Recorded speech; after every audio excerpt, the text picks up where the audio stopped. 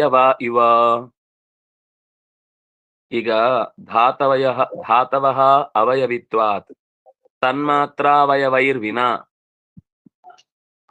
ಪೃಥ್ವಿಯ ಸೂಕ್ಷ್ಮ ಕಣವನ್ನ ತನ್ಮಾತ್ರೆ ಅಂತ ಕರೀತಾರೆ. ಒಂದು ಕಲ್ಲುಗೊಂಡನ್ನ ಪೃಥ್ವಿ ಅಂತ ಕರೀತಾರೆ. ಈ ಪೃಥ್ವಿ ಮತ್ತು ತನ್ಮಾತ್ರೆ ಎರಡು ಪರಸ್ಪರ ಒಂದೇ ವಸ್ತುವಿನ ಸಣ್ಣ ಎಲಿಮೆಂಟ್ ಮತ್ತು ದೊಡ್ಡ ಎಲಿಮೆಂಟ್, ನಿಜವಾಗಿ ಹೇಳ್ಬೇಕು ಅಂದ್ರೆ. ಯಾಕಂದ್ರೆ ಈ ಪೃಥ್ವಿ, ಈಗ ನಮ್ಗೆ ಸ್ಮೆಲ್ ಬರುತ್ತಲ್ವಾ, ಅದು ಪೃಥ್ವಿಯ ಅತ್ಯಂತ ಸಣ್ಣ ಕಣಗಳೇ ಆಗಿರುವುದು, ಅದು ಬೇರೆ ಅಲ್ಲ. ಆದ್ರೆ ಅಕಸ್ಮಾತ್ ಎಲ್ಲಾ ಕಣಗಳು ಒಂದೇ ರೀತಿ ಆಗಿದ್ರೆ ನೀರಿನ ಕಣ ಬಂದಾಗ್ಲೂ ಪರಿಮಳ ಬರ್ಬೇಕಿತ್ತು, ಬರಲ್ಲ. ನೀರಿನಲ್ಲಿ ಪರಿಮಳ ಬರುತ್ತೆ ಯಾವಾಗ ಅಂದ್ರೆ ಯಾವುದೋ ಒಂದು ಗಂಧ ಪದಾರ್ಥವನ್ನ ಅದಕ್ಕೆ ಹಾಕಿದಾಗ, ಮಿಶ್ರ ಮಾಡಿದಾಗ. ನೀವು ಅದನ್ನು ಬಟ್ಟೆ ಇಳಿಸಿದ ಮೇಲೆ ಯಾವ ನೀರಿರುತ್ತೆ, ಶುದ್ಧವಾದ ನೀರು, ಆ ನೀರಿನಲ್ಲಿ ಯಾವತ್ತೂ ಯಾವ ಪರಿಮಳವೂ ಇರಲ್ಲ. ಪರಿಮಳ ಅಂತನ್ನುವುದು ಮಣ್ಣಿನ ಗುಣ ಹೊರತು ನೀರಿನ ಗುಣ ಅಲ್ಲ. ಹಾಗಾಗಿ ಅವಯವ ಮತ್ತು ಅವಯವಿ ಇದೆರಡರಲ್ಲಿ ಪರಸ್ಪರ ವ್ಯತ್ಯಾಸ ನಮಗೆ ಕಾಣುತ್ತೆ. ಇದರ ಭಾರ ಬೇರೆ, ಇದರ ಭಾರ ಬೇರೆ. ತನ್ಮಾತ್ರೆ ಅನ್ನೋದು ಅತ್ಯಂತ ಸೂಕ್ಷ್ಮವಾದದ್ದು. ಅದು ಮೂಲಭೂತ ಅಂದ್ರೆ ಭೂತ ಪದಾರ್ಥವಾಗಿ ಎಂದೂ ಕೂಡ ಅಳಿಲಿಕ್ಕೆ ಸಿಗುವಂತಹದ್ದಲ್ಲ. ಇನ್ನು ಅತ್ಯಂತ ಸ್ಥೂಲವಾದಂತಹ ಕಲ್ಲಿನ ಉಂಡೆ, ಅದು ಮೂಗೊಳಗೆ ಹಾಕೊಂಡ್ರು ಕೆಲವೊಮ್ಮೆ ಸ್ಮೆಲ್ ಬರಲ್ಲ. ಕೆಲವುದಕ್ಕೆ ಈಗ ಮಾವಿನ ಹಣ್ಣು ಪರಿಮಳ ಇರುತ್ತೆ, ಬಂಡೆಗೆ ಏನ್ ಪರಿಮಳ ಇರುತ್ತೆ? ಏನು ಪರಿಮಳ ಇರಲ್ಲ. ಅದು ಆದ್ರೆ ನೀವು ಚೆನ್ನಾಗಿ ಕಲ್ಲನ್ನು ಜೋರಾಗಿ ತಿಕ್ಕಿ ಸ್ಮೆಲ್ ನೋಡಿದ್ರೆ ಸ್ವಲ್ಪ ಪರಿಮಳ ಬರುತ್ತೆ. ಅಥವಾ ಅದನ್ನು ಚೆನ್ನಾಗಿ ಕಾಯಿಸಿ ಅದ್ರ ಮೇಲೆ ನೀರು ಹಾಕಿದ್ರೆ ಡುಸ್ ಅಂತ ಅದರ ಕಾಯುವಿಕೆಯ ಹೊತ್ತಿಗಾಗುವಾಗ, ಮೊದಲ ಮಳೆ ಬಂದಾಗ ಮಣ್ಣಿನಿಂದ ಒಂದು ಘಮ ಏಳುತ್ತಲ್ಲ, ಗಂಧ, ಅದು ಮಣ್ಣಿನದ್ದೇ ವಿಚಿತ್ರವಾದ ಒಂದು ಘಮ. ಅದು ಬೇರೆ ಎಲ್ಲೂ ಕೂಡ ಹುಡುಕ್ಲಿಕ್ಕೆ ಸಿಗಲ್ಲ. ಇಂಥ ನಸ್ಯುಹು ಅಸತಿ ಅವಯವ ವಿನ್ಯಾಸ ನ ಅವಯವ ಇವ. ಅವಯವ ಇಲ್ಲದೆ ಇದ್ರೆ ಅವಯವಿ ಇರಲ್ಲ. ಅವಯವಿ ನಾಶ ಆಯ್ತು ಅಂದ್ರೆ ಅದು ಅವಯವವಾಯಿತು ಅಂತ ಅರ್ಥ ಹೊರತು ವಸ್ತುವೇ ಇಲ್ಲವಾಗುವುದು ಸಾಧ್ಯವೇ ಇಲ್ಲ. ಮಣ್ಣನ್ನ ನೀವು ಪುಡಿ ಮಾಡಿದ್ರೆ ಅದು ಸೂಕ್ಷ್ಮವಾದ ಧೂಳಾಗಿ ಇಡೀ ಕೋಣೆ ತುಂಬಾ ಆವರಿಸಿರುತ್ತೆ. ನೀವು 2 ದಿವಸ ಬಿಟ್ಟು ಮತ್ತೆ ಗುಡಿಸಿದ್ರೆ ಅಷ್ಟು ಮಣ್ಣು ಸಿಗದೆ ಇದ್ರು ಒಂದಿಷ್ಟಾದ್ರೂ ಮಣ್ಣು ಸಿಗುತ್ತೆ, ಉಳಿದಿದ್ದೆಲ್ಲ ಎಲ್ಲೋ ಚಲಾಪಿಲಿ ಆಗಿರುತ್ತೆ.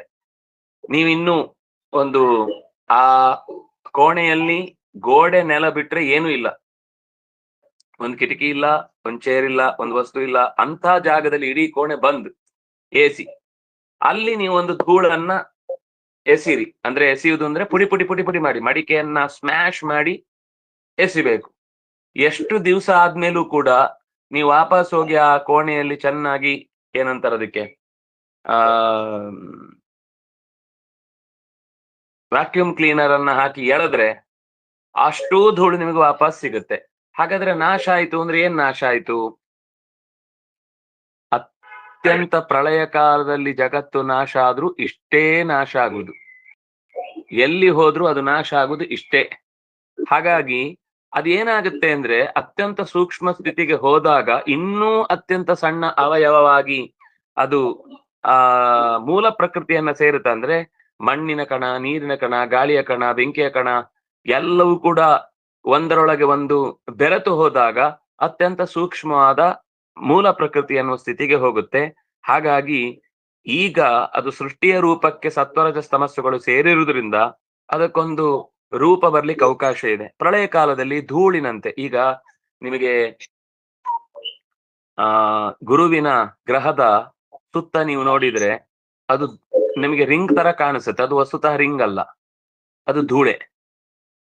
ಈಗ ಬೆಂಗಳೂರಿನಲ್ಲಿ ನೀವು ರಸ್ತೆಯಲ್ಲಿ ಒಂದು ಅರ್ಧ ಗಂಟೆ ಓಡಾಡಿದ್ರೆ ವಾಪಸ್ ಮನೆಗೆ ಹೋಗಿ ಒಂದು ಬಿಳಿ ಬಟ್ಟೆಯಲ್ಲಿ ಒಂದ್ಸರ್ತಿ ಮೂಗು ಒರೆಸ್ಕೊಂಡ್ರೆ ನಿಮ್ಗೆ ಚೆನ್ನಾಗಿ ಮೂಗಲ್ಲಿ ಏನೇನು ಅಂಟಿದೆ ಅಂತ ಕಾಣುತ್ತೆ. ಯಾಕಂದ್ರೆ ನಾವು ತೆಗೆದುಕೊಂಡ ಹೊಗೆ ಅದು ಮೂಗಲ್ಲಿ ಚೆನ್ನಾಗಿ ತುಂಬಿರುತ್ತೆ. ನನ್ನ ಮೂಗು ನೋಡ್ಬಿಡಿ ಈಗ.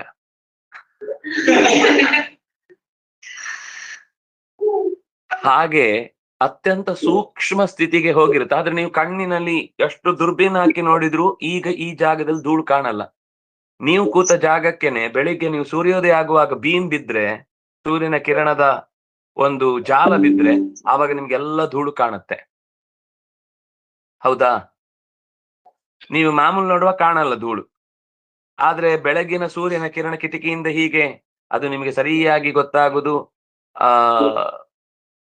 ಅಡಿಗೆ ಮನೆಯಲ್ಲಿ ಅಥವಾ ಬಿಸಿ ನೀರಿನ ಕೊಟ್ಟಿಗೆಯಲ್ಲಾಗುವಾಗ ಅದರ ಸೈಡ್ ಇಂದ ಒಂದು ಮೇಲಿನಿಂದ ಸೂರ್ಯನ ಕಿರಣ ಬೀಳ್ತಾ ಇರ್ಬೇಕು, ಬಾಕಿ ಪೂರ ಕತ್ಲೆ ಇರ್ಬೇಕು. ಆವಾಗ ಅದರ ಹೊಗೆ ಮೇಲೆ ಏಳುವಾಗ ನಿಮ್ಗೆ ಸ್ಪಷ್ಟ ಕಾಣಿಸುತ್ತೆ. ನಾವ್ ಏನ್ ಅನ್ಕೊಂಡಿರ್ತೇವೆ, ಮಾಮೂಲು ಕಣ್ಣಿನಿಂದ ನೋಡುವಾಗ ಹೊಗೆಯೂ ಕಾಣಲ್ಲ, ಧೂಳು ಕಾಣಲ್ಲ. ಆದ್ರೆ ಅದು ಅಲ್ಲದೆ ಇದ್ರು ಈ 2 ದಿವಸ 10 ದಿವಸ ನಾವು ಕೆಲವೊಮ್ಮೆ ಪುಸ್ತಕ ತುಂಬಾ ಹಾಳಾಗದೆ ಇರ್ಲಿ ಅಂತ ಓದದೆ ಮುಚ್ಚಿಟ್ಟಿರ್ತೇವಲ್ಲ, ಅದನ್ನು ಒಂದ್ಸರ್ತಿ ಜಾಡಿಸಿ ಹಿಂಗೆ ಒಂದ್ಸರ್ತಿ ಬಡದಾಗ ನೀವು ಲೈಟ್ ಬಿಟ್ರೆ ಆವಾಗ ಅದರಲ್ಲಿರುವ ಧೂಳು ನಮ್ಗೆ ಹೀಗೆ ಮಾಮೂಲು ಕಣ್ಣಿಗೆ ನೋಡುವ ಕಾಣಲ್ಲ. ಆದ್ರೆ ಮೂಗು ಅತ್ಯಂತ ಸೂಕ್ಷ್ಮ ಇದ್ದವರಿಗೆ ಒಂದೇ ಕ್ಷಣದಲ್ಲಿ ಅವರಿಗೆ ಅದರ ಶೀತ ಆಗುದು, ಅದರ ಏನಂತಾರೆ ಮುಲುಮುಲ ಅಂತ ಅನ್ಸುದೆಲ್ಲ ಗೊತ್ತಾಗ್ಬಿಡುತ್ತೆ. ನೀವು ಕಣ್ಣಿನಲ್ಲಿ ನೋಡುವಾಗ ಏನು ಕಾಣಿಸ್ತಾ ಇರಲ್ಲ. ಅಂದ್ರೆ ಅತ್ಯಂತ ಸೂಕ್ಷ್ಮಕ್ಕೆ ಹೋದಾಗ ಪ್ರತಿ ವಸ್ತು ಕೂಡ ಸೂಕ್ಷ್ಮವಾಗಿ ಇದ್ದೇ ಇರುತ್ತೆ. ಒಂದು ವಸ್ತು ಇಲ್ಲವಾಗುವುದು ಅದು ಅಸಾಧ್ಯವಾದ ಸಂಗತಿ. ಇದ್ದ ವಸ್ತು ಇಲ್ಲವಾಗುವುದು ಎಷ್ಟು ಅಸಾಧ್ಯವೋ, ಇಲ್ಲದೆ ಇರುವ ವಸ್ತುವಿನಿಂದ ಇರುವುದು ಅನ್ನುವ ವಸ್ತುವಿನ ಸಾಧ್ಯತೆಯು ಕೂಡ ಅಷ್ಟೇ ಅಸಂಗತವಾದದ್ದು. ಸ್ಯಾತ್ ಸಾದೃಶ್ಯ ಭ್ರಮಸ್ತಾವತ್ ವಿಕಲ್ಪೇ ಸತಿ ವಸ್ತುನಃ ಜಾಗೃತ್ ಸ್ವಪ್ನೋ ಯಥಾ ಸ್ವಪ್ನೆ ತಥಾ ವಿಧಿವಿಷೇದತ. ಈ ಅವಯವ ಮತ್ತು ಅವಯವಗಳಿಗೆ ಅವಯವ ಬೇರೆ ಇದ್ದಾಗ ಭೇದ ಕಾಣುತ್ತೆ. ಅವಯವಿ ಒಳಗೆ ಸೇರ್ಕೊಂಡಾಗ ಅದು ಅವಯವೇ ಆಗತ್ತೆ ಹೊರತು ನಮ್ಗದು ಕಾಣ್ಲಿಕ್ಕೆ ಪ್ರತ್ಯೇಕ ಅವಯವ ಅಂತ ಹೇಳಿಕ್ ಬರುದಿಲ್ಲ. ಯಾವಾಗ ಅದು ಅವಯವ ಅಂದ್ರೆ ಅವಯವಿಯಿಂದ ಹೊರಗಿದ್ದಾಗ ಅದು ಅವಯವ ಅಂತ ಬಿಡಿಸಿ ಹೇಳಿಕ್ ಬರುತ್ತೆ. ಅವಯವಿ ಒಳಗೆ ಇದ್ದೇ ಇದೆ, ಇಲ್ಲದೆ ಇಲ್ಲ, ಅದರೊಳಗೆ ಸೂಕ್ಷ್ಮವಾಗಿ ಇದ್ದೇ ಇದೆ. ಆದ್ರೆ ಈ ಅವಯವಿ ಅನ್ನುವುದರ ಈಗ ನಿಮ್ಗೆ ಇನ್ನು ಸುಲಭವಾಗಿ ಹೇಳಬೇಕು ಅಂದ್ರೆ, ಇಷ್ಟು ದಾರ ಇದೆ, ಆ ದಾರವನ್ನೆಲ್ಲ ಹೆಣೆದಾಗ ಅದು ಪಟ ಆಯ್ತು. ಪಟ ಅಂದ್ರೆ ಬಟ್ಟೆ. ನಾವು ಈಗ ಪಟ ಅನ್ನೋದು ಅವಯವಿ, ದಾರ ಅನ್ನೋದು ಅವಯವ.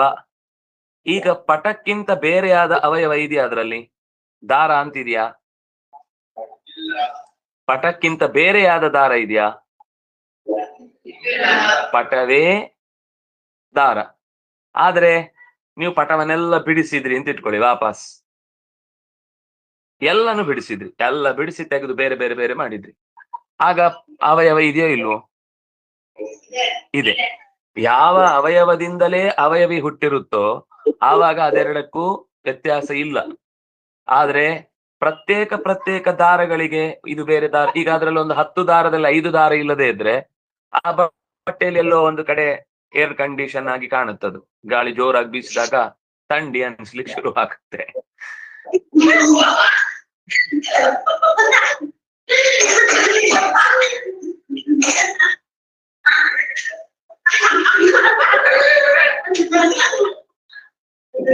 ಹಾಗೆ ಜಾಗೃತ, ಸ್ವಪ್ನ, ಸುಷುಪ್ತಿ ಅಂತ 3 ಭಿನ್ನವಾದ ಅವಸ್ಥೆಗಳಿವೆ. ಒಂದು ತತ್ವಕ್ಕಿಂತ ಇನ್ನೊಂದು ತತ್ವ ಬೇರೆ. ಜಾಗೃತ ಅವಸ್ಥೆಯೇ ಬೇರೆ, ಸ್ವಪ್ನದ ಅವಸ್ಥೆಯೇ ಬೇರೆ. ಜಾಗೃತ್ನಂತೆಯೇ ಸ್ವಪ್ನದಲ್ಲೂ ಕೂಡ ನಮಗೆ ರೋಡು ತೋಡು ಎಲ್ಲ ಕಾಣಿಸ್ತಾ ಇರುತ್ತೆ. ನಾವು ರೋಡಿಗೆ ಬಿದ್ವಿ ಅಂತ ಅನ್ಕೊಳ್ಳುವಷ್ಟೊತ್ತಿಗೆ ತೋಡಿಂದ ಹೇಳ್ತಾ ಇರ್ತೇವೆ. ಅಯ್ಯೋ ಇದು ಯಾವಾಗ ಎದ್ವಿ ಅಂತ ಗೊತ್ತಾಗೋಷ್ಟ್ರಲ್ಲಿ ಇನ್ನೊಂದ್ ಕಡೆ ಎಲ್ಲೋ ಬೆಟ್ಟದ ಮೇಲೆ ಕೂತಿರ್ತೇವೆ. ಅದೇನು ಅಂತ ನಿಶ್ಚಯ ಮಾಡ್ಲಿಕ್ಕೆ ಬರುದಿಲ್ಲ. ಆದ್ರೆ ಎಚ್ಚರದಲ್ಲಿ ಹಾಗಾಗುದಿಲ್ಲ ಯಾವತ್ತು.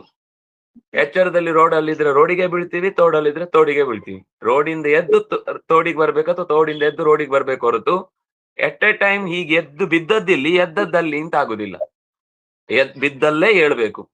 ಇದು ಸ್ವಪ್ನಕ್ಕೂ ಜಾಗೃತ ಅವಸ್ಥೆಗೂ ಇರುವಂತಹ ವ್ಯತ್ಯಾಸ. ಅದೇ ರೀತಿ ಜಲತತ್ವ ಅನ್ನೋದು ಬೇರೆ, ಪೃಥ್ವಿ ತತ್ವ ಅನ್ನೋದು ಬೇರೆ.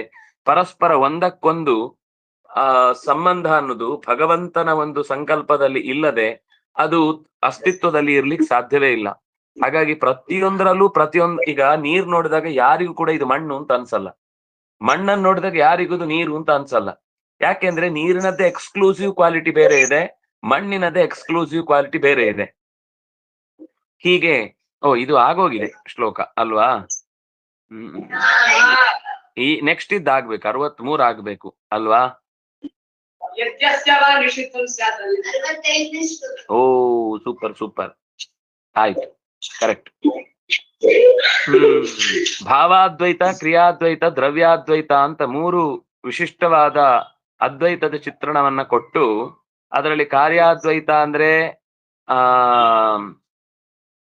ಕಾರ್ಯ ಮತ್ತು ಕಾರಣಗಳು ತಂತು ಮತ್ತು ಪಟ ಒಟ್ಟಾದಾಗ ಹೇಗೆ ಎರಡರಲ್ಲಿರುವ ವ್ಯತ್ಯಾಸ ಹೊರಟೇ ಹೋಗುತ್ತೋ ಹಾಗೆಯೇ ಅದನ್ನ ಭಾವಾದ್ವೈತ ಅಂತ ಕರೀತಾರೆ. ಹಾಗೆಯೇ ಬ್ರಹ್ಮನಲ್ಲಿ ನಾವು ಮಾಡುವಂತ ಪ್ರತಿಯೊಂದು ಮಾತಿನ ಕರ್ಮ, ದೈಹಿಕ ಕರ್ಮ ಮತ್ತು ವಾಚಿಕ ಕರ್ಮ ಒಂದೇ ವಿಷಯದಲ್ಲಿ ಅದು ಸಮರ್ಪಣೆ ಆದ್ರೆ ಅದನ್ನ ಕ್ರಿಯಾದ್ವೈತ ಅಂತ ಕರೀತಾರೆ. ಎಲ್ಲ ವ್ಯಕ್ತಿಗಳಲ್ಲೂ ಕೂಡ ನಾವು ಪ್ರೀತಿಸುವುದು ವ್ಯಕ್ತಿಯನ್ನಲ್ಲ, ವ್ಯಕ್ತಿಯಲ್ಲಿರುವ ಶಕ್ತಿಯನ್ನು ಅಂತ ಯಾವಾಗ ನಮ್ಗೆ ಅನ್ಸುತ್ತೋ, ಅಥವಾ ಅದು ಸರಿಯಾಗಿ ನಮಗೆ ಅಂದ್ರೆ ಆ ವ್ಯಕ್ತಿಯನ್ನ ನಾವು ಎಷ್ಟು ಪ್ರೀತಿಸ್ತೋ ಅಷ್ಟು ಪೆಟ್ಟು ಜಾಸ್ತಿ. ಯಾಕೆಂದ್ರೆ ಆ ವ್ಯಕ್ತಿಗೂ ಮಿತಿ ಇದೆ, ಅವನು ಸರ್ವಸ್ವವನ್ನು ಕೊಡ್ಲಿಕ್ಕೆ ಆಗುದೇ ಇಲ್ಲ. ಅವನಿಂದ ನಮಗೆ ಏನಾದ್ರೂ ಋಣ ಇದ್ರೆ ಮಾತ್ರ ಅವ್ನು ನಮ್ಗೆ ಹೆಲ್ಪ್ ಮಾಡ್ಲಿಕ್ಕೆ ಸಾಧ್ಯ. ಅವನಿಂದ ನಮ್ಗೆ ಒಳ್ಳೇದಾಗುದು ಅನ್ನೋ ಕರ್ಮ ಇದ್ರೆ ಮಾತ್ರ ಅವನು ನಮಗೆ ಅನುಕೂಲ ಮಾಡಿ ಕೊಡ್ಲಿಕ್ಕೆ ಸಾಧ್ಯ. ಹಾಗಾಗಿ ಯಾವುದೇ ಒಬ್ಬ ವ್ಯಕ್ತಿಯಲ್ಲಿ ನಾವು ಯಾವುದೇ ಗೌರವವನ್ನು ತೋರಿಸುವಾಗ ಗುಹಾಶಯ ಯೈವ ನ ದೇಹ ಮಾನಿನೇ, ಗುಹದ ಆಶಯ ಅಂದ್ರೆ ಹೃದಯದ ಮಧ್ಯದಲ್ಲಿ ನೆಲೆಸಿದ ಅಂತರ್ಯಾಮಿಯಾದ ಭಗವಂತನಿಗೆ ಹೊರತು ದೇಹದಲ್ಲಿ ನಾನೇ ಈ ವ್ಯಕ್ತಿ ಅಂತ ಅಂದುಕೊಂಡವನಿಗೆ ನಾವು ನಮಸ್ಕಾರ ಮಾಡಿ ಉಪಯೋಗ ಇಲ್ಲ. ಆದ್ರಿಂದಾಗಿ ಯಾರಲ್ಲೇ ನಮಸ್ಕಾರ ಮಾಡಿದ್ರು ಅದು ಸೇರುದು ಒಬ್ನಿಗೆ. ಸರ್ವದೇವ ನಮಸ್ಕಾರ ಕೇಶವಂ ಪ್ರತಿ ಗಚ್ಚತಿ. ಈ ಎಲ್ಲ ನಮಸ್ಕಾರಗಳು ಸೇರುವಂತದ್ದು ಒಬ್ನಿಗೆನೆ, ಅದು ಬೇರೆ ಬೇರೆಯಾಗಿ ವ್ಯಕ್ತಿಗಳಿಗೆ ಸೇರುವುದೇ ಇಲ್ಲ. ವ್ಯಕ್ತಿಗಳಿಗೆ ಸೇರಿದ್ರೆ ಅವ್ರ ಅಹಂಕಾರ ಶುರು ಮಾಡ್ತಾರೆ, ನನಗೆ ಅದೇನಾಗುತ್ತೆ, ಅವನಿಗೆ ನಮಸ್ಕಾರ ಅಂತ ಅನ್ಕೊಂಡಾಗಲೆಲ್ಲ ಇಷ್ಟು ದಿವಸ ಮಾಡ್ತಿದ್ದೆ, ಇವತ್ ಯಾಕೋ ನಮಸ್ಕಾರ ಮಾಡ್ತಾ ಇಲ್ಲ, ಬಹುಶಃ ಅವನು ದೊಡ್ಡವನು ಅಂತ ಅನ್ಸ್ಬಿಟ್ಟಿದೆ ಅಂತ ನಮ್ಗೆ ಈಗೋ ಹರ್ಟ್ ಆಗ್ಲಿಕ್ಕೆ ಶುರು ಆಗುತ್ತೆ. ಯಾವಾಗ ಅವ್ನು ನಮಗೆ ನಮಸ್ಕಾರ ಮಾಡುದಲ್ಲ, ಅಥವಾ ನಾನು ಯಾರಿಗೆ ನಮಸ್ಕಾರ ಮಾಡುವಾಗ್ಲೂ ಅವ್ರು ನನ್ನನ್ನು ಏನು ಆಶೀರ್ವದಿಸ್ಲಿಲ್ಲ ಅಂದ್ರೆ ನಾನ್ ಬೇಜಾರು ಮಾಡ್ಕೊಳ್ಲಿಕ್ಕಿಲ್ಲ. ಯಾಕೆಂದ್ರೆ ನಾನ್ ನಮಸ್ಕಾರ ಮಾಡಿದ್ದು ಭಗವಂತನಿಗೆ. ದಕ್ಷ ನಮಸ್ಕಾರ ಮಾಡುವಾಗ ರುದ್ರದೇವ ಸಿಟ್ಟು ಮಾಡ್ಕೊಳ್ಳಿಲ್ಲ. ಅಂದ್ರೆ ದಕ್ಷನ ಸಿಟ್ಟು ಅಂದ್ರೆ ಏನಾಯ್ತಲ್ಲಿ, ದಕ್ಷ ಬಂದಾಗ ರುದ್ರದೇವ ಗೌರವಿಸ್ಬೇಕಿತ್ತು, ಗೌರವಿಸ್ಲಿಲ್ಲ. ಆದ್ರೆ ದಕ್ಷ ಏನ್ ಮಾಡಿದ, ರುದ್ರನನ್ನೇ ನಿರಾಕರಿಸೋ ಒಂದು ಯಾಗ ಮಾಡಿದ. ಆದ್ರೆ ಅದು ರುದ್ರನಿಗೆ ಏನು ಬಾಧಕ ಆಗ್ಲಿಲ್ಲ. ರುದ್ರ ಆ ಯಾಗವನ್ನೇ ಭಗ್ನಗೊಳಿಸಿ ದಕ್ಷನ ತಲೆಯನ್ನೇ ಅದರಲ್ಲಿ ಮುಕ್ತಾಯ ಮಾಡ್ಲಿಕ್ಕೆ ಹೋದ. ಯಾಕೆ ಆ ರುದ್ರನಿಗೆ ದೋಷ ಆಗ್ಲಿಲ್ಲ, ದಕ್ಷನನ್ನ ಗೌರವಿಸ್ಲಿಲ್ಲ ಅಂತಂದ್ರೆ, ಅವನು ದಕ್ಷ ಏನು ಅಂದ್ರೆ ನಾನ್ ದೊಡ್ಡವ ಅಂತ ಬಂದಿದ್ದ. ಹಾಗಾಗಿ ದೊಡ್ಡವನು ಅಂತ ತಾನು ಹೆಮ್ಮೆ ಪಡುವವರಲ್ಲಿ ನಮಸ್ಕಾರ ಮಾಡಿ ಉಪಯೋಗ ಇಲ್ಲ ಅಂತ ಪಕ್ಕದಲ್ಲಿ ಕೂತಿದ್ದ ಬ್ರಹ್ಮದೇವರ ಹೃದಯದಲ್ಲಿದ್ದ ಭಗವಂತನನ್ನ ಕಾಣ್ತಾ ಇದ್ದ. ಹಾಗಾಗಿ ಅವನಿಗೆ ದೋಷ ಆಗ್ಲಿಲ್ಲ. ಮತ್ತೂ ಕೂಡ ಯಜ್ಞದಲ್ಲಿ ಅವನಿಗೆ ಮೇ ಮೇ ಮೇ ಮೇ ಅನ್ಕೊಂಡು ಅವನು ಯಾವಾಗ್ಲೂ ನಂದು ನಂದು ನಂದು ನಂದು ಅಂತ ಕೂತಿದ್ದ. ಅದಕ್ಕೆ ಆಡಿನ ತಲೆಯನ್ನೇ ಇಟ್ರು, ನೀನ್ ಅದನ್ನೇ ಹೇಳ್ತಾ ಇರು, ಇನ್ ಮುಂದೆ ಯಾವಾಗ್ಲೂ ನೀ ಮೇ ಮೇ ಅಂತಾನೆ ಹೇಳ್ತಾ ಇರು ಅಂತ. ಅಂದ್ರೆ ಈ ರೀತಿ ಯಾವಾಗ ನಾನು ನನ್ನದು ಅಂತ ಇರುತ್ತೋ ಅಂತವರಿಗೆ ನಮಸ್ಕಾರ ಮಾಡಿ ಉಪಯೋಗ ಇಲ್ಲ. ಮಾಡುದಿದ್ರೆ ಅದು ಭಗವಂತನಿಗೆ ಮಾಡುದು. ನಾವು ಮಾಡುವಾಗ್ಲೂ ನಮಸ್ಕಾರ ಎಚ್ಚರ ಇರಬೇಕು, ಅವನಿಗಲ್ಲ ಮಾಡುದು ಅಂತ. ನಮ್ಗೆ ಯಾರಾದ್ರೂ ಮಾಡುವಾಗ್ಲೂ ನಮ್ಗೆ ನೆನಪಿರ್ಬೇಕು, ಅದು ನನಗ್ ಮಾಡ್ತಾ ಇರೋದಲ್ಲ ನನ್ನೊಳಗಿನ ಶಕ್ತಿಗೆ ಅಂತ ಎಚ್ಚರ ಇದ್ರೆ ನಮ್ಗೆ ಹರ್ಟ್ ಆಗಲ್ಲ. ಇಲ್ಲ ಅಂದ್ರೆ ನಮಸ್ಕಾರ ಮಾಡದೇ ಇದ್ದಾಗ ಒಂದ್ಸರ್ತಿ ಮೇಲಿಂದ ಕೆಳಗೆ ತನಕ ನೋಡಿ, ಇವ್ರು ಯಾಕೆ ನಮಸ್ಕಾರ ಮಾಡ್ತಿಲ್ಲ, ಮೊನ್ನೆ ತನಕ ನಮಸ್ಕಾರ ಮಾಡ್ತಿದ್ರು, ಈಗ ಯಾಕೋ ಅವರಿಗೆ ಅವ್ರು ದೊಡ್ಡವರು ಅಂತ ಅನ್ಸ್ಬಿಟ್ಟಿದೆ ಅನ್ಸೋದು, ಯಾರೋ ನನ್ ಬಗ್ಗೆ ಏನೋ ಕೆಟ್ಟದ ಹೇಳಿಬಿಟ್ಟಿರ್ತಾರೆ ಅಂತ ಇವನೇ ಊಹಿಸ್ಕೊಂಡು ಹಾಳಾಗೋಗ್ತಾನೆ. ಏನು ಯೋಚನೆ ಮಾಡಿದೆ, ಸರಿ ಅವ್ನು ನಮಸ್ಕಾರ ಮಾಡಿದ್ರೆ ಅವ್ನ್ ಕರ್ಮ, ನಾವೇನ್ ನಮಸ್ಕಾರ ಮಾಡ್ಲಿಕ್ಕೆ ನಾವೇನ್ ದೊಡ್ಡವರು ಅಂತ ಎಚ್ಚರ ಇದ್ರೆ ಅವನಿಗೆ ಸುಖವಾಗಿರ್ತಾನೆ. ಯದ್ಯಸ್ಯ ವಾ ನಿಷಿದ್ಧಂ ಸ್ಯಾತ್ ಯೇನ ಯತ್ರ ಯತೋ ನೃಪ ಸತೇನೇ ಕರ್ಮಾಣಿ ನರೋ ನಾನ್ಯೈರತ್ ಅನಾಪದಿ.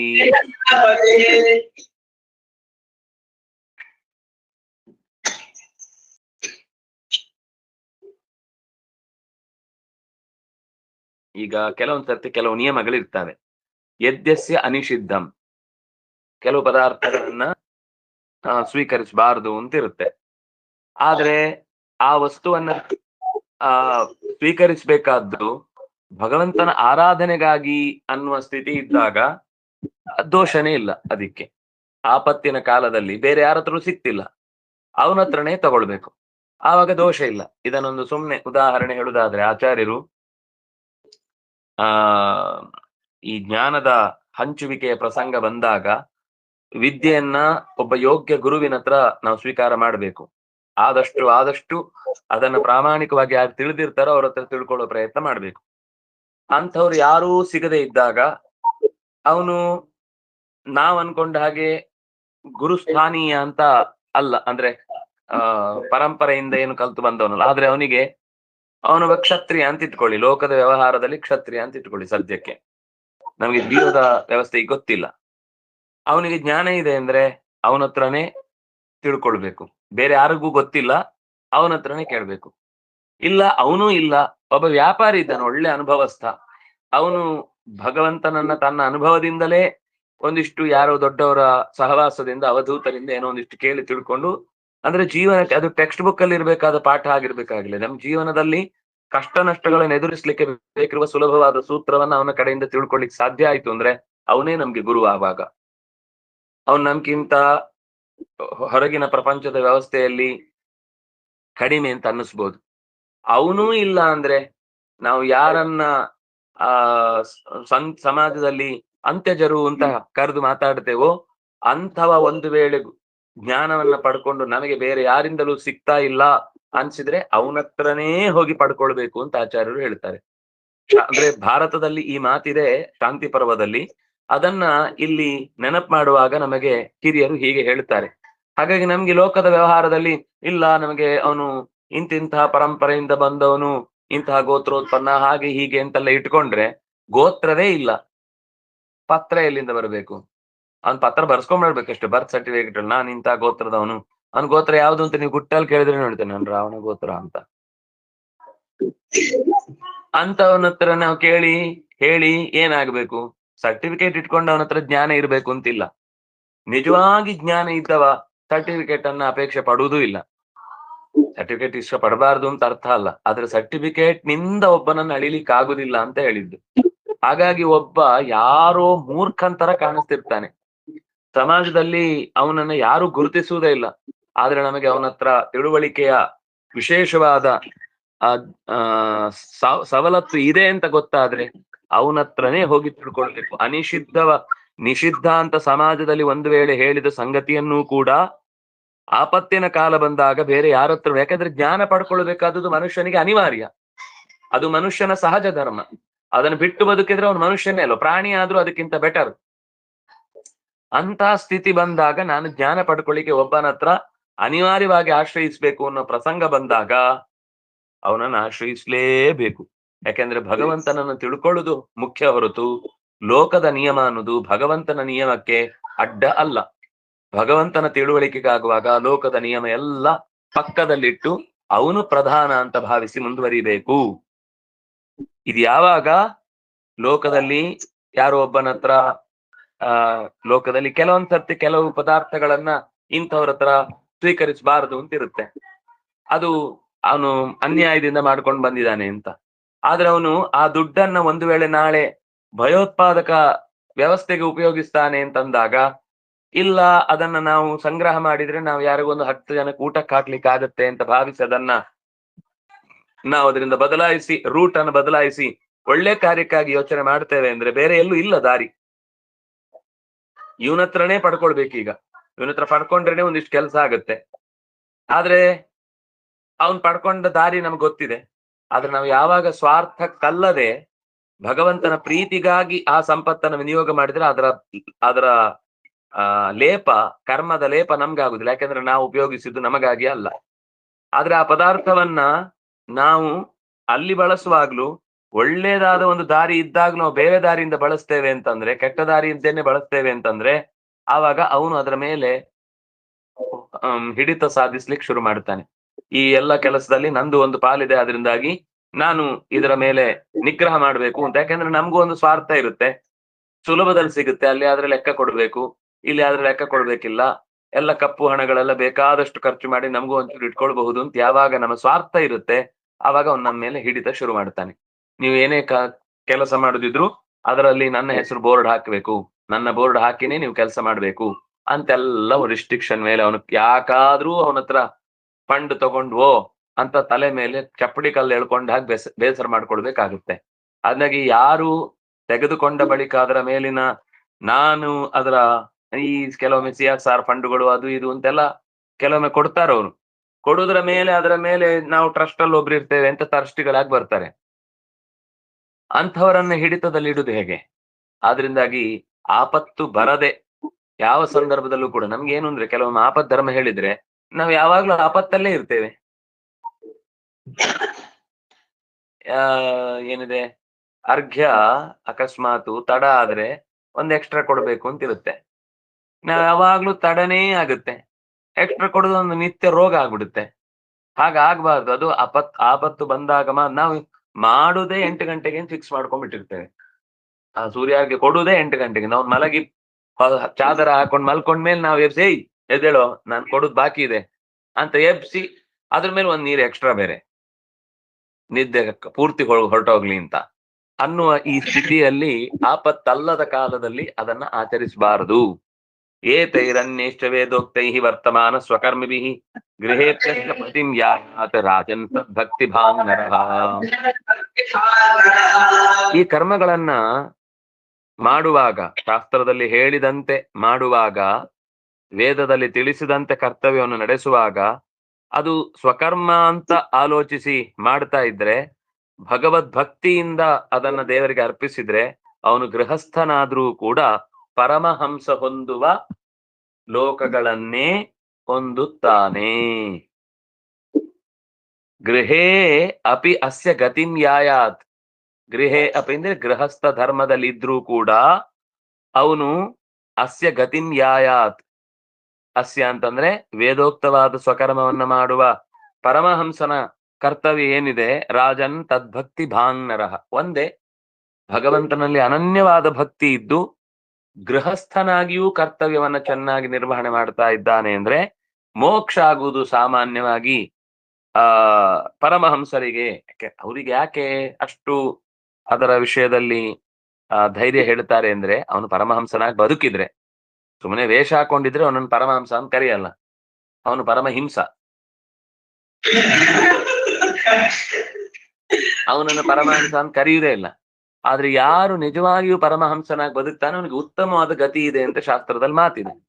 ಆ ಉತ್ತಮವಾದ ಗತಿಯನ್ನೇ ಗೃಹಸ್ಥನೂ ಹೊಂದುತ್ತಾನೆ.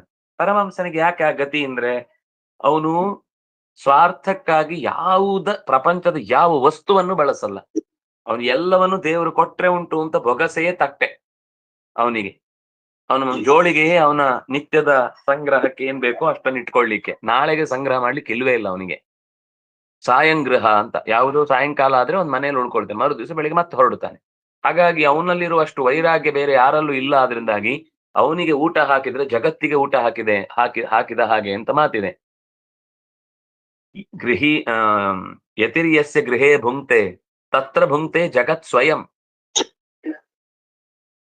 ಎಲ್ಲಿ ಯತಿಗೆ ನಾವು ಭಿಕ್ಷೆಯನ್ನು ಕೊಡ್ತೇವೋ ಅಲ್ಲಿ ಇಡೀ ಜಗತ್ತಿನ ಅಂತರ್ಯಾಮಿಯಾದ ಭಗವಂತ ಉಂಡ ಹಾಗೆ, ಅವನಿಗೆ ಊಟ ಹಾಕಿದ ಹಾಗೆ ಅನ್ನುವ ಮಾತಿದೆ.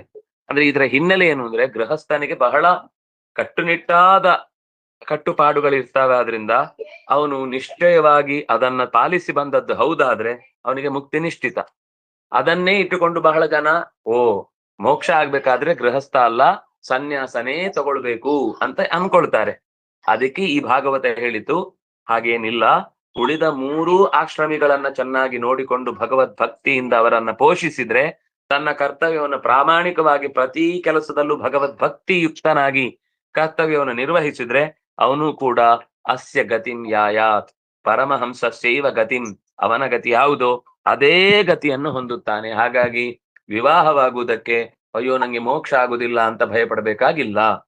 ವಿವಾಹಕ್ಕೂ ಮೋಕ್ಷಕ್ಕೂ ಸಂಬಂಧ ಇಲ್ಲ. ಈಗ ವಿವಾಹ ಆಗದೆಯೂ ಅವನು ಸನ್ಯಾಸ ಧರ್ಮದಲ್ಲಿ ಇದ್ದು ಕೂಡ ಸ್ವಾರ್ಥಿಯಾಗಿ ಊರೂರುಗಟ್ಲೆ ಆಶ್ರಮ ಕಟ್ಟಿಕೊಂಡು ಸಾವಿರಾರು ಭಕ್ತರನ್ನ ಸುಲಿಗೆ ಮಾಡ್ಕೊಂಡು ಕೂತಿದ್ರೆ ಅವನು ಪರಮಹಂಸ ಆಗಿ ಏನು ಉಪಯೋಗ? ಆಶ್ರಮ ಕಟ್ಟಬಾರದು ಅಂತ ನಾನು ಹೇಳ್ತಿಲ್ಲ, ಆದ್ರೆ ಆಶ್ರಮದ ಮೇಲೆ ವಿಪರೀತವಾದ ಅಭಿಮಾನ, ನನ್ನ ಸಂಪತ್ತು ಯಾರು ಕದ್ಕೊಂಡು ಹೋಗ್ಬಿಡ್ತಾರೆ ಅಂತ ಅನ್ನುವ ಭಯದಿಂದಲೇನೆ ಅದು ಅವ್ರಿಗೆ ಸಿಗ್ಬಾರ್ದು ಇವ್ರಿಗೆ ಸಿಗ್ಬಾರ್ದು ಅಂತ ಅದಕ್ಕೇನು ಪ್ರೊಟೆಕ್ಷನ್, ಅದಕ್ಕೇನು ಜೀವ ಭಯಕ್ಕೋಸ್ಕರ ಮಾಡುವಂತ ಅವ್ಯವಸ್ಥೆಗಳ ಮಧ್ಯದಲ್ಲೇ ಬದುಕ್ತಾ ಇದ್ದಾನೆ. ದೇವರನ್ನು ನೆನೆಯುದು ಯಾವಾಗ? ಅವನಿಗೆ ಎಷ್ಟು ಹೊರ ಪ್ರಪಂಚದ ಒತ್ತಡ ಶುರುವಾಗುತ್ತೋ ಅಷ್ಟು ದೇವ್ರು ದೂರ ಆಗ್ತಾ ಹೋಗ್ತಾರೆ. ಅವನು ಇದು ಯಾವುದು ಬೇಡ ಅಂತ ಯಾಕೆ ಬಯಸಿದ್ದು ಅಂದ್ರೆ ಇದು ಎಲ್ಲದರಲ್ಲಿ ಸೇರಿಕೊಂಡಿರುವ ಭಗವಂತ ಬೇಕು ಅಂತ. ಅವನ್ ಲೋಕ ಬೇಕು ಅಂತಂದ್ರೆ ಲೋಕಾತೀತ ಸಿಗುದಿಲ್ಲ, ಇವನ್ ಲೋಕಲ್ ಆಗ್ಬಿಡ್ತಾನೆ. ಇವನು ಕಳ್ಳ ಅಂತ ದೇವ್ರು ಬೈತಾ ಇರ್ತಾನೆ. ಯಾಕೋ ಹೀಗ್ ಮಾಡ್ತೀಯಾ ಲೋಕಲ್ ಅಂತ ಹೇಳ್ಕೊಂಡು ಕಳ್ಳನಾಗಿ ಅಂತ ಬೈಯುವ ಸ್ಥಿತಿ ಬಂದ್ಬಿಡುತ್ತೆ. ಹಾಗಾಗಿ ನೀನು ಕಳ್ಳ ಆಗ್ಬೇಡ, ನೀನು ಲೋಕಲ್ ಆಗ್ಬೇಡ, ಲೋಕಾತೀತನಾಗು ಅನ್ನೋದನ್ನ ಗೃಹಸ್ಥನಾಗಿಯೂ ನಡೆಸ್ಲಿಕ್ಕಾಗತ್ತೆ ಅನ್ನೋದನ್ನ ತಿಳಿಸಿದ್ರು. ಯಥಾ ಹಿ ಯೂಯಂ ನೃಪದೇವ ದುಷ್ಟ್ಯಜಾಂ ಆಪದ್ಗಣಾದುತ್ತರಿತಾ ನನು ಪ್ರಭೋ ಯತ್ಪಾದ ಪಂಕೆ ರುಹ ಸೇವಯಾ ಭವಾನ್ ನಿರ್ಜಿತ ದಿಗ್ಗಜ ಕೃತಂ. ಇದಕ್ಕೆ ಈ ಉದಾಹರಣೆಯನ್ನಾಗಿ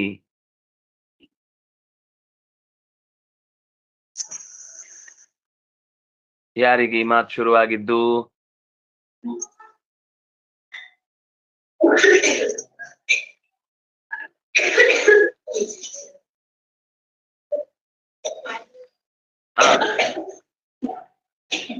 ಹೇಳಿ, ಯಾರಿಗೆ ಹೇಳ್ತಾ ಇರುದು? ಯುಧಿಷ್ಠಿರನಿಗೆ. ಯೂಯಂ ಈಗ ಗೃಹಸ್ಥನಿಗೆ ಬಿಡುಗಡೆ ಇದೆ ಅಂತ ಹೇಳಿದ್ದು. ಅದಕ್ಕೆ ಉದಾಹರಣೆ ಕೊಡ್ತಾ ಇದ್ರು. ನೀವೇ ಸಾಕಲ್ವಾ ಗೃಹಸ್ಥರಾಗಿ ಬಿಡುಗಡೆಯನ್ನು ಹೊಂದುವುದಕ್ಕೆ ಬೇಕಿರುವ ಹಾಗೆ ಜೀವನವನ್ನು ನಡೆಸಿದ್ದೀರಲ್ವಾ? ಎಷ್ಟು ಹೋರಾಟ ಇತ್ತು, ಎಷ್ಟು ಹೊಡೆದಾಟ ಆಯ್ತು, ಎಷ್ಟೆಲ್ಲ ಸಾವಿನ ಸರಪಣೆಗಳಿಂದ ತಪ್ಪಿಸಿಕೊಂಡು ಬಂದದ್ದಾಯ್ತು, ದೇಶ ಸುತ್ತಿದ್ದಾಯ್ತು, ಕೋಶ ಆಳಿದ್ದಾಯ್ತು, ಎಲ್ಲ ಮಾಡಿದ್ರು ನೀವು ಕೃಷ್ಣನಿಂದ ದೂರ ಆಗ್ಲಿಲ್ಲ, ಕೃಷ್ಣನ ಪ್ರೀತಿಯನ್ನ ಕಳ್ಕೊಳ್ಳಿಲ್ಲ. ಮಮ ಪ್ರಾಣಾಹಿ ಪಾಂಡವಾಹ ಅಂತ ಅವನು ಕೂಡ ನಿಮ್ಮ ಜೊತೆಗೆ ಇದ್ದು ಬಿಟ್ಟ. ಅವನು ಗೋಕುಲ ಈ ದ್ವಾರಕೆಯಲ್ಲೇ ಕಮ್ಮಿ ಇದ್ದದ್ದು, ಅಲ್ಲಿನ ಹೆಣ್ಮಕ್ಳೆಲ್ಲ ಬೈಕೊಳ್ತಾ ಇದ್ರಿ, ಈ ಪಾಂಡವರಿಂದಾಗಿ ನಮ್ಮ ಮನೇಲಿ ಕೃಷ್ಣನೇ ಇರೋದಂಗಾಗೋಗಿದೆ ಅಂತ. ಅಷ್ಟು ಯಾಕಾಯ್ತು ಅಂದ್ರೆ ಕೃಷ್ಣನ ಪಾದ ಸೇವೆಯನ್ನ ನೀವು ನಿರಂತರ ಪ್ರತಿ ಕೆಲಸದಲ್ಲೂ ಮಾಡಿದ್ರಿಂದ ಆಪತ್ತುಗಳನ್ನೆಲ್ಲ ದಾಟಿ ಬಂದ್ರಿ. ದಿಗ್ವಿಜಯಗಳನ್ನ ಮಾಡಿ ರಾಜಸೂಯ ಯಾಗ ಮಾಡಿದ್ರೂ ನಿಮ್ಗೆ ಅದರಲ್ಲಿ ಯಾವತ್ತೂ ಕೂಡ ಇದು ನನ್ನ ರಾಜ್ಯ, ಈ ರಾಜಸೂಯ ಯಾಗ ಆದ ತಕ್ಷಣ ಅವನನ್ನ ರಾಜಾದಿರಾಜ ಅಂತ ಎಲ್ಲ ಹೊಗಳ್ತಾ ಅಖಿಲಾಂಡ ಕೋಟಿ ಬ್ರಹ್ಮಾಂಡ ನಾಯಕ ಅಂತೆಲ್ಲ ಅಂತಾರೆ. ಯುಧಿಷ್ಠಿರ ಹೇಳ್ತಾನೆ, ಈ ಮಾತನ್ನು ವಾಪಸ್ ತಗೋ, ಇನ್ನು ಮುಂದೆ ನನಗೆ ಯಾವತ್ತು ಈ ಸಾಲುಗಳನ್ನೆಲ್ಲ ನೀವು ಹೇಳಲಿಕ್ಕಿಲ್ಲ. ಯಾಕೆಂದ್ರೆ ಅಖಿಲಾಂಡ ಕೋಟಿ ಬ್ರಹ್ಮಾಂಡ ನಾಯಕ ನಮ್ಗೆ ಕೃಷ್ಣ ಒಬ್ಬನೇ ಹೊರತು ಇನ್ಯಾರೂ ಅಲ್ಲ. ನಾನು ಈ ಇಡೀ ರಾಜ್ಯದ ಅಥವಾ ಈ ರಾಷ್ಟ್ರದ ಪುರುಷ ಅಂತ ನೀವು ನನ್ನನ್ನು ಕಲ್ಪಿಸಿ ಹೇಳುದಾದ್ರೆ, ನನ್ನ ತಲೆಯನ್ನು ಕಾಶ್ಮೀರದಲ್ಲಿಟ್ಟು ಒಂದು ಕೈಯನ್ನು 7 ಸಿಸ್ಟರಿಗೆ ಕಟ್ ಮಾಡಿ ಕೊಟ್ಟು ಇನ್ನೊಂದು ಕೈಯನ್ನ ಗುಜರಾತ್ ಅಲ್ಲಿ ಬಿಟ್ಟು ಮತ್ತೆರಡು ಕಾಲುಗಳನ್ನ ಜೋಡಿಸಿ ಕನ್ಯಾಕುಮಾರಿಯಲ್ಲಿ ಹೂತಿಡ್ಬೇಕಾಗತ್ತೆ ರಾತ್ರಿ ಮಲಗುವಾಗ. ಆಗತ್ತಾ? ಹೂತಿಡ್ಬೋದು, ಮತ್ತೆ ಮರು ದಿವಸ ಇರಲ್ಲ, ಅಷ್ಟೇ ಶ್ರಾದ್ದ ಹಾಕ್ಬೇಕು. ಆದ್ರಿಂದ ನಾನು ವ್ಯಾಪಿಸಿದ ರಾಜ ಅಲ್ಲ. ರಾಜ ನಿಜವಾಗಿ ತ್ರೈಲೋಕ್ಯಾಧಿಪತಿಯಾದವನು, ಅಖಿಲಾಂಡ ಕೋಟಿ ಬ್ರಹ್ಮಾಂಡ ನಾಯಕನಾದವನು ಕೃಷ್ಣನೇ ಹೊರತು ನಾನಲ್ಲ, ನಾನಲ್ಲ, ನಾನವನಲ್ಲ ಅಂತ ಅವನು ಅಷ್ಟು ಒತ್ತು ಕೊಟ್ಟು ಹೇಳ್ತಾನೆ. ಇದನ್ನೇ ನಾರದರು ಈಗ ನೆನಪಿಸ್ತಾ ಇರೋದು. ನೀವು ಈ ಮಾತು ಹೇಳಿದ್ರಿಂದಲೇ ನಿಮ್ಮ ಗೃಹಸ್ಥ ಧರ್ಮದಿಂದಲೂ ಕೂಡ ನೀವು ಮೋಕ್ಷ ಪಡಿಲಿಕ್ಕಾಯಿತು. ಯಾಕೆಂದ್ರೆ ಪರಮಹಂಸ ಯತ್ಪಾದ ಪಂಕೇರುಹ ಸೇವಯಾ ಭವಾನ್ ಅಹರ್ಷೀತ್ ನಿರ್ಜಿತ ದಿಗ್ಗಜ ಕ್ರತುಂ. ಅನೇಕ ಆಪದ್ಗಣಗಳಿಂದ ಉತ್ತರಿತಾಹ, ಎಬ್ಬಿಸಲ್ಪಟ್ರಿ. ಅಷ್ಟೇ ಅಲ್ಲ, ನೀವು ಯಾರ ಪಾದ ಕಮಲದ, ಯಾರ ಕೆಸರಿನ ಮಧ್ಯದಲ್ಲಿ ಬೆಳೆಯುವ ಕಮಲದಂತಿರುವ ಕಾಲುಗಳನ್ನ ನಿರಂತರವಾಗಿ ನೀವು ಮನಸ್ಸಿನಲ್ಲಿಟ್ಟುಕೊಂಡು ಆರೈಕೆ ಮಾಡಿದ್ರೋ ಅಂಥ ನೀವು ಪರಮಹಂಸರಿಗೆ ಲಭ್ಯವಾಗುವ ಮೋಕ್ಷದ ಗತಿಯನ್ನಲ್ಲದೆ ಇನ್ನೇನು ಪಡೀತೀರಿ? ನಾನು ಹೇಳ್ಬೇಕಾ? ನಾನು ಉತ್ತರಿತಾ ನೀವು ಬಿಡುಗಡೆ ಹೊಂದಿದ್ರಿ ತಾನೆ. ನಾನೇನೋ ಒಂದು ವಿಶೇಷವಾದ ಏನಾದ್ರೂ ಸಂಗತಿಯನ್ನ ಹೇಳ್ಬೇಕು ಅಂತ ಹೊರಟ್ರೆ ಅದಕ್ಕೆ ನೀವೇ ಸಾಕ್ಷಿ ಇದ್ದೀರಿ. ನಾನು ಇನ್ಯಾವ್ದಪ್ಪ ಉದಾಹರಣೆ ಕೊಡ್ಬೇಕು? ನಾನು ಬೇರೆ ಉದಾಹರಣೆ ಕೊಡ್ಬೇಕಾಗಿ ಇಲ್ಲ ಅಂತ ನಾರದರು ಪಾಂಡವರನ್ನೇ ಉದ್ದೇಶಿಸಿ ಹೇಳ್ತಾರೆ. ಪೂರ್ವದ ಒಂದು ತನ್ನ ಕಥೆಯನ್ನ ಹೇಳ್ತಾರೆ. ತಾನು ಏನಾಗಿದ್ದೆ, ಹೇಗಿದ್ದೆ, ಹೇಗಾದೆ ಗೊತ್ತಾ ಅಂತ ಚಿನ್ನಾರಿ ಮುತ್ತ ಅಂತ ಮುಂದಿನ ಒಂದು ಮುತ್ತಿನ ಕಥೆಯನ್ನ ಹೇಳ್ತಾರೆ. ನಾಳೆ ಆ ಕಥೆಯನ್ನ ಅನುಸಂಧಾನ ಮಾಡೋಣ ಅಂತ ಹೇಳ್ತಾ, ಕಾಯೇನ ವಾಚ ಮನಸೇಂದ್ರಿಯೈರ್ವಾ ಬುದ್ಧ್ಯಾತ್ಮನಾ ವಾ ಅನುಸೃತ ಸ್ವಭಾವ ಕರೋಮಿ ಯದ್ಯತ್ ಸಕಲಂ ಪರಸ್ಮೈ ನಾರಾಯಣ